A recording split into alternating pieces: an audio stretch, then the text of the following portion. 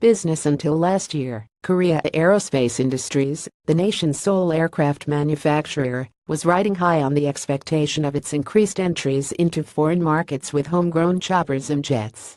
Speaking proudly of KAI's fast technological advancement, then CEO Hao Sun-jyong told investors on January 28, 2016 that the company aimed to become one of the top 15 aircraft manufacturers in the world by 2020. Its joint venture with U.S. defense giant Lockheed Martin on the U.S. Air Force's trainer program, codenamed Texas, was the key to achieving the goal. Despite its confidence at the time, the company has been backtracking since becoming mired in a corruption scandal. A few executives are suspected of accounting fraud and manipulating costs in manufacturing the multi-purpose helicopter called Surian. On Thursday, former CEO Ha was questioned by the prosecution, which believes that Ha's suspect gained illicit profits worth $10,018.85 million by inflating the prices of parts of the T-50 and F-A-50 delivered to the Korean Air Force. Ha Seon-cheong, former CEO of the Korea Aerospace Industries Company, is surrounded by reporters after arriving at the Seoul Central District PROSECUTOR's office to face questioning over massive corruption and fraud at the company on September 19, 2017. Since the investigation began in July, KAI's stock value has been plummeting. The company hit a low on August 14, reaching $35,751 per share. The price has bounced back to the 46,001 level this week, but uncertainty remains, said Lee Ji-won, an analyst at Yuanta Securities, citing delays of projects. We assume the Surian and the maintenance and repair operations program will be suspended, and KFX sales growth may slow after the changes to the treatment of advance payment, he said.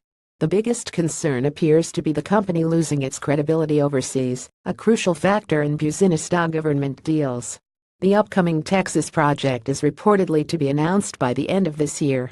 U.S. President Donald Trump's election win was regarded as favorable for KAI, as Texas, a U.S. state where Trump won a majority vote, is home to Lockheed Martin.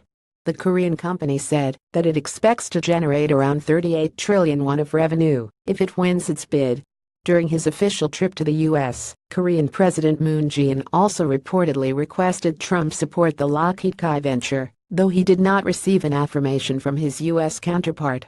But the investigation into KAI could possibly affect the U.S. government's decision on the project, according to industry insiders.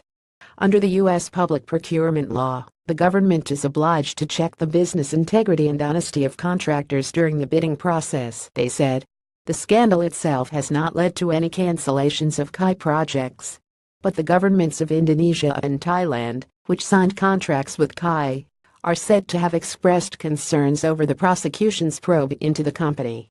Lockheed Martin's spokesperson in Seoul declined to comment. Along with the credibility issue, KAI could also be suspended from trading its shares or delisted from the market if the prosecution or the state-run audit agency prove that executives including Ha had inflicted financial damages more than 2.5% of its net worth. But the chances of the company being kicked out from the market are low, as there is no fresh evidence to prove their wrongdoings, said Lee Bongjin, an analyst from Hanwha Investment and Securities, in a report. If the prosecution found nothing new from the investigation, it is unlikely that the company will be delisted, he said. KAI is expected to gain momentum with a new CEO as well as the announcement of the Texas project in December, the analyst added. The company has not begun looking for a new leader since Ha voluntarily stepped down in July. By Cho Chung-gun Christery at heraldcorp.com.